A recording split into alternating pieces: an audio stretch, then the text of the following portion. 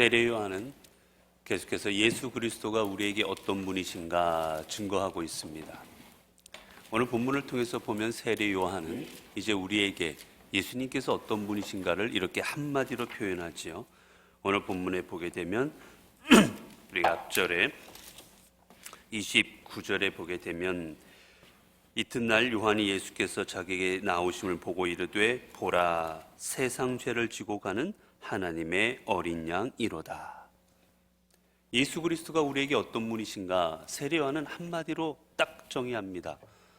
세상 죄를 지고 가시는 하나님의 어린 양이로다.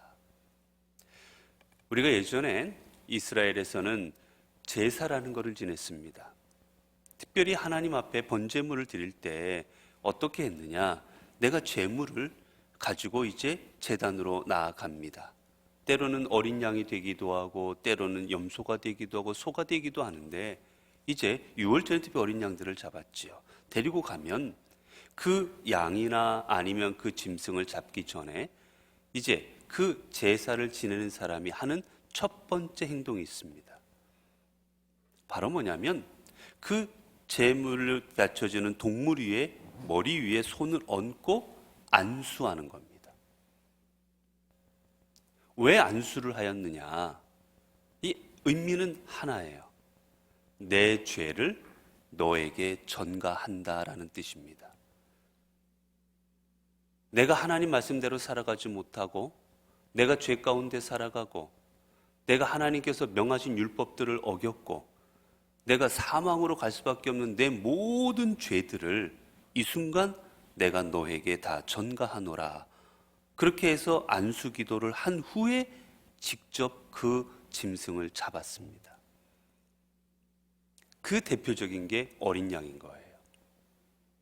즉 어린 양은 지금 제사를 지내는 그 동안에 그 제물이 되어서 사실 어린 양이 죄 지은 것도 없고 어린 양이 잘못한 것도 없지만 제사 지내는 사람의 모든 죄를 대신 받고 그리고 지금 죽임을 당하는 것, 그게 어린 양입니다. 세례 요한은 고백하는 겁니다. 저분은 죄도 없고 아무것도 행한 악한 일이 없지만 우리로 인해서 우리의 죄가 전가되어서 이제 죽임을 당하러 가는 하나님의 어린 양이다 라고 고백하는 겁니다.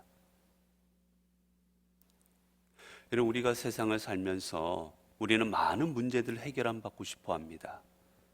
때로는 건강의 문제를 해결 안 받고 싶어 하기도 하고 때로는 경제적인 문제를 해결 안 받고 싶어 하기도 하고 때로는 관계의 문제, 수많은 문제들을 우리는 이 땅에 살면서 해결 안 받고 싶어 합니다.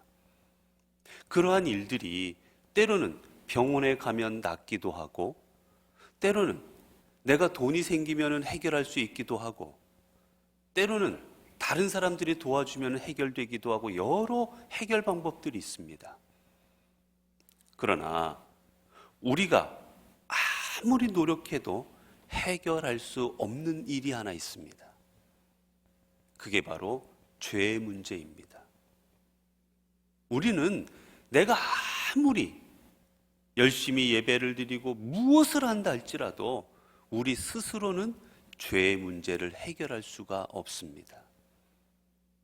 왜냐하면 우리 스스로가 죄인이기 때문이지요. 그 죄의 문제를 해결할 수 있는 분은 오직 한 분, 하나님 뿐이십니다. 그래서 그 죄의 문제를 해결하고자 하나님께서는 예수 그리스도를 어린 양으로 삼으셔서 이 땅에 보내주신 겁니다.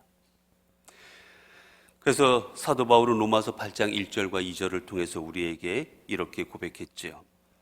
그러므로 이제 예수 그리스도 안에 있는 자에게는 결코 정죄함이 없나니 이는 그리스도 예수 안에 있는 생명의 성령의 법이 죄와 사망의 법에서 너를 해방하였음이니라. 우리의 문제, 우리의 힘으로 해결할 수 없는 이 문제를 위해서 예수께서 오셨고 그 예수 그리스도께서 이 죄의 문제를 해결하여 주셨다라는 겁니다. 여러분, 이 죄의 문제가 해결함 받을 때 그 다음에 우리의 질병이라든지 아니면 우리의 경제적인 거라든지 우리의 다른 문제들이 해결안 받을 수 있는 거지, 가장 근본적인 죄 문제가 해결되지 않고, 여러분, 내가 죄인인 가운데 내가 죄로 살아가면서 내 건강이 좋다면 여러분, 그 삶이 정말 아름다운 삶이겠습니까? 우리가 대표적으로 아는 게 히스기야입니다. 대표적으로 기도원 같은 데 가게 되면 히스기야가 열심히 기도해서 병이 나았다라는 것을 주입합니다. 그리고 히스기야처럼 병 낫기 위해 기도하라는 거예요. 여러분, 그런데 히스기야가 이 병이 나은 것이 하나님의 은혜인 것을 망각했을 때 히스기야의 말년의 삶이 어땠는지 아십니까? 히스기야로 말미암아 나라가 멸망합니다. 히스기야가 자신의 병이 나은 것이 하나님의 은혜인 줄로 깨닫지 못하고 이웃 나라에서 사람들이, 사신들이 왔을 때 자신이 나았다라는 것을 드러내고 싶어서 자기 성전 안에 있던 모든 보물들을 다 보여줍니다. 기분이 좋아가지고. 결국 그로 인해서 그 강대국들의 침략을 받아 나라가 후손 때 멸망합니다. 여러분, 내가 질병을 아무리 낳아도 내가 낳은 이 모든 것이 하나님의 은혜인 줄로 내 이 죄 문제들이 해결되지 않고 깨끗함을 입으면 아무 소용이 없는 겁니다. 예수 그리스도께서 이 문제를 위하여 어린 양이 되셔서 우리에게 오셨고, 주를 믿고 주를 따르는 모든 사람들은 주님으로 인하여 깨끗함을 입게 될 것입니다. 이 사실을 깨달은 세례 요한, 이제 그가 저분이 예수 그리스도, 저분이 우리로 인하여 세상 죄를 지고 가시러 이 땅에 오신 하나님의 메시아요 어린 양인 것을 깨달았을 때 여러분, 세례 요한은 어떤 삶을 살아갑니까? 우리가 오늘 본문에도 보게 되면 30절에 보면, 내가 전에 말하기를 내 뒤에 오는 사람이 있는데 나보다 앞선 것은 그가 나보다 먼저 계심이라는 것이 이 사람을 가리킴이라. 그리고 31절도 나도 그를 알지 못하였으나 내가 와서 물로 세례를 베푸는 것은 그를 이스라엘에 나타내려 함이라 하니라. 여러분, 예수 그리스도가 우리에게 구세주로 오신 것을 우리 세례 요한이 알게 되었을 때 세례 요한이 한 일은 무엇이냐? 예수 그리스도를 증거하는 일이었습니다. 저분이 메시아입니다. 저분이 우리의 죄를 사실 뿐입니다라는 것을 온 땅에 증거하는 삶을 살아간 겁니다. 여러분, 그렇습니다. 우리가 예수가 그리스도인 것, 우리의 삶에 오신 그리스도요 메시아인 것을 알게 되었을 때 우리가 해야 되는 일은 예수 그리스도를 드러내고 증거하는 겁니다. 여러분, 세례 요한, 우리가 지난 시간에도 보았지만 세례 요한은 이 시대에 많은 사람들의 주목을 받았습니다. 많은 사람들이 세례 요한을 주목하면서 혹시 당신이 그리스도냐 할 정도로 주목을 받았어요. 아니라 하자. 그러면 너가 혹시 오시기로 한 엘리야냐, 선지자냐? 사람들이 이 세례 요한을 주목합니다. 당신은 보통 사람이 아닌 것 같다고, 당신은 꼭 하나님께서 이 땅에 보내신 위대한 사람이라고 세례 요한을 주목하기 시작합니다. 그때 세례 요한은 예수 그리스도를 증거하기 위하여 어떻게 고백합니까? 우리가 앞에도 27절에 보면, 곧 내 뒤에 오시는 그이라 나는 그의 신발끈을 풀기도 감당하지 못하겠노라. 세례 요한은 고백합니다. 나는 예수 그리스도의 신발끈을 풀기도 감당치 못합니다. 여러분, 신발끈을 푸는 일이 뭐가 어렵습니까? 이건 종들이 하는 일이에요. 가장 하찮은 일입니다. 근데 나는 그것조차도 할 자격이 없는 사람입니다. 그리고 우리가 뒤에 보면 요한복음 3장 30절에 보면, 주는 흥하여야 하겠고 나는 쇠하여야 하리라. 여러분, 이미 세례 요한은 유명 인물이었기 때문에 세례 요한을 따르는 수많은 사람들이 있었습니다. 예수님처럼 그에게도 제자들이 있었습니다. 그런데 그들 앞에서 세례 요한의 고백은 무엇인 줄 아십니까? 저분은 흥하여야 되고 나는 쇠하여야 되리라. 너희는 나를 따르는 것이 아니라 저분을 따라야 되는 것이다라고 말하는 겁니다. 여러분, 세례 요한은 그가 유명해졌을 때 자신의 왕국을 건설하지 않았습니다. 여러분, 우리는 뭔가 내가 힘이 생기면 뭐를 합니까? 내 힘을 가지고 내 사람들을 만들어 갑니다. 내 말을 따르는 사람들, 나를 추종하는 사람들, 내가 한마디 말하면 같이 움직일 수 있는 사람들, 우리는 힘과 권력이 생기면 내 사람을 만들게 돼 있어요. 그리고 내 왕국을 건설해 나갑니다.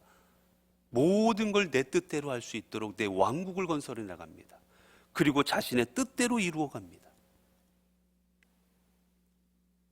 이 나라가 독재로 이루어질 때 수많은 사람들이 그러지 않았습니까?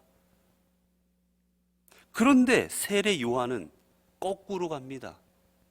분명히 그도 가만히만 있었으면 자신을 따르는 수많은 사람들이 있었고 자신을 추종하는 사람들이 있었기에 자신을 지도자로 옹립하면서 자신의 왕국을 얼마든지 건설할 수 있었습니다. 자신의 말 한마디면 따르는 수많은 사람들이 자신의 뒤를 따르도록 얼마든지 할 수가 있었어요. 그런데 세례 요한은 그런 삶을 살아가지 않습니다. 자기를 추종하는 사람들을 모으고 자신의 왕국을 건설하는 게 아니라 도리어 너희는 나를 따르지 마라. 너희는 예수 그리스도를 따라라라고 말합니다. 왜 그렇습니까? 예수 그리스도가 하나님의 어린 양이시요 우리의 메시아인 것을 그는 알았기 때문입니다. 그리고 우리의 삶은 내가 메시아 되는 삶이 아니라 예수 그리스도가 메시아 되는 삶을 살아가는 것, 그게 우리의 본분임을 세례 요한은 알았기 때문인 겁니다. 여러분들이 여러분의 삶을 통해서 누가 흥하기를 원하십니까? 여러분이 여러분의 삶을 통해서 누가 드러나기를 원하십니까? 여러분의 삶의 가정에서, 아니면 사회에서, 여러분의 구역에서, 여러분의 선교회에서, 여러분의 우리의 교회에서 누가 흥하기를 원하십니까? 우리가 겉으로는 예수 그리스도가 흥하기를 원한다지만 실질로는 내가 흥하기를 원하는 삶을 살아가고 있지 않으십니까? 우리가 겉으로는 예수 그리스도가 우리의 메시아입니다라고 고백하지만 실질로는 내 마음대로 내 뜻대로 할 수 있는 내 왕국을 건설하는데 우리의 시간들을 보내고 있지는 않으십니까? 세례 요한은 우리에게 말합니다. 내가 전할 뿐은 나는 그를 알지 못하였지만 나는 그를 이스라엘에 나타내게 하려 이 땅에 온 사람이다. 오늘 우리는 우리의 삶을 통해서 내가 아니라 예수 그리스도가 드러나는 삶, 그분이 이 땅에 오신 하나님의 어린 양이심을 드러내는 삶을 우리는 살아가야 되는 겁니다. 이제 그가 예수님에 대해서 증언하는 또 하나가 있습니다. 32절에 보면 요한이 또 증언하여 이르되 내가 보매 성령이 비둘기같이 하늘에서부터 내려와 그의 위에 머물렀더라. 나도 그를 알지 못하였으나 나를 보내시어 물로 세례를 베풀라 하신 그이가 나에게 말씀하시되 성령이 내려서 누구 위에든지 머무는 것을 보거든 그가 곧 성령으로 세례를 베푸는 이인 줄 알라 하셨기에. 여러분, 지금 세례 요한은 말합니다. 성령께서 예수 그리스도 위에 계신 것을 내가 보았노라. 예수님께서 이제 성령 세례를 받으시는 장면을 묘사하고 있는 거예요. 우리는 성령 세례를 받아야 됩니다. 여러분, 성령 세례를 우리가 받아야 되는데 그 성령 세례를 받는다라는 게 무엇을 의미합니까? 여러분, 성령 세례를 받으면 방언이 터져 나오고, 성령 세례를 받으면 내가 손을 얹어 기도하면 병자가 낫고, 내가 성령 세례를 받고 나면 미래의 일들이 보여서 예언을 할 수가 있고, 하나님의 말씀에 깨달아지고, 여러분 그게 성령 세례라고 생각하십니까? 물론 결과적으로 그럴 수도 있습니다. 하지만 성령 세례라는 건 무엇이냐? 성령이 내 위에 머무시는 겁니다. 그게 진정한 성령 세례입니다. 내가 비록 방언은 말하지 못해도 성령께서 나와 함께 하시면 그 사람은 성령 세례를 받은 겁니다. 내가 비록 예언을 하지 못하지만, 내가 비록 병 고치는 은사는 없지만 성령께서 나와 함께 하시는 줄로 알고 성령께서 내 위에 계셔서 그분의 말씀대로, 그분의 음성대로 살아가고 있다면 그 삶이 성령 세례 받은 삶인 겁니다. 우리는 성령 충만이라는 것을 성령으로 말미암아 우리가 남들이 하지 않는 독특한 그런 어떤 은사를 갖는 것을 우리는 일반적으로 생각하는데, 여러분 절대 그렇지 않습니다. 성령은 인격적인 분이십니다.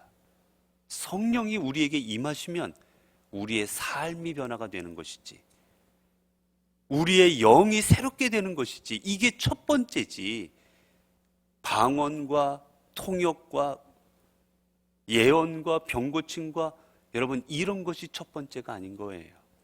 그것은 성령의 역사로 말미암아 나타나는 다른 결과들일 뿐인 겁니다.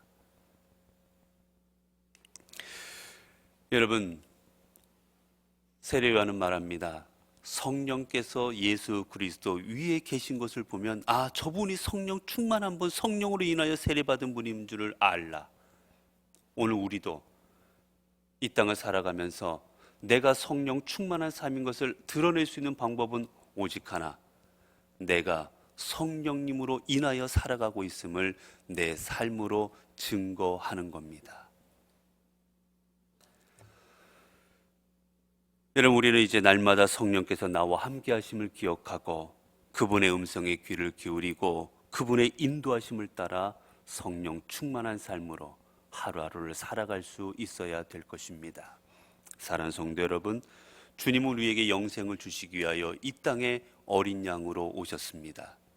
그 어린 양 되신 예수 그리스도의 피로 말미암아 오늘 우리는 영생을 입습니다. 이제 우리가 해야 될 일은 단 하나입니다.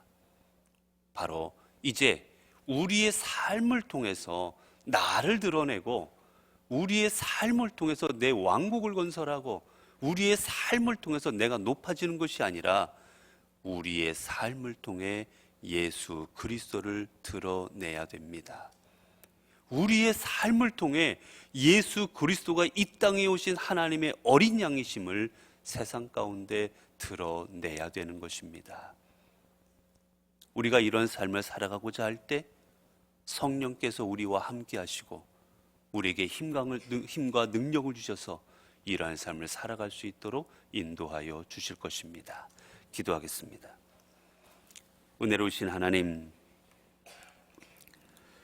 오늘도 주님께서 저희들에게 이 아침에 주님 앞에 나와 하나님의 말씀을 통해 예수 그리스도가 어떠한 분이신지를 다시 한번 깨닫게 하여 주시니 감사합니다. 주님은 이 땅에 오신 하나님의 어린 양이십니다. 우리의 힘으로 해결할 수 없는 죄의 문제, 이 죽음의 문제를 해결하고자 세상 죄를 다 지시고 우리를 대신하여 십자가에 달려 돌아가심으로 피를 흘려주신 하나님의 어린 양입니다. 하나님, 우리가 이 사실을 늘 망각하지 아니하게 하옵소서.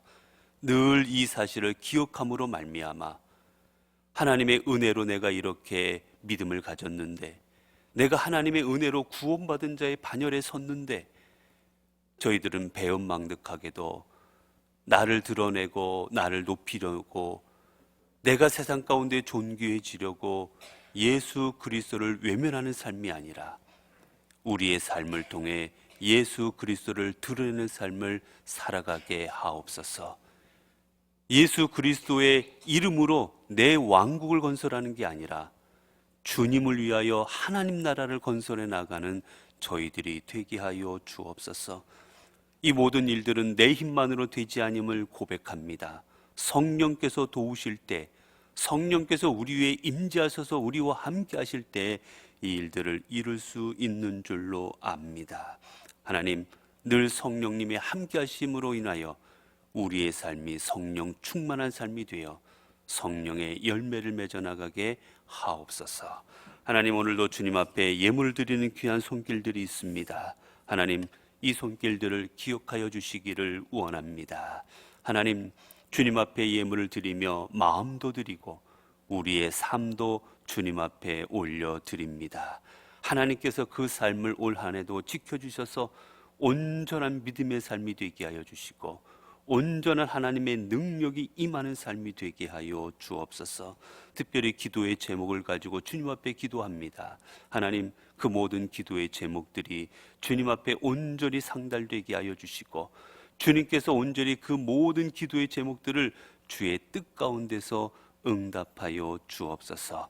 그래서 이 땅에 우리의 뜻이 이루어지는 것이 아니라 하나님의 뜻이 이루어지고 그 하나님의 뜻이 이루어짐으로 인하여 우리의 삶에 즐거움과 은혜와 복이 임하게 하여 주옵소서. 우리 주 예수 그리스도 이름으로 기도드리옵나이다. 아멘.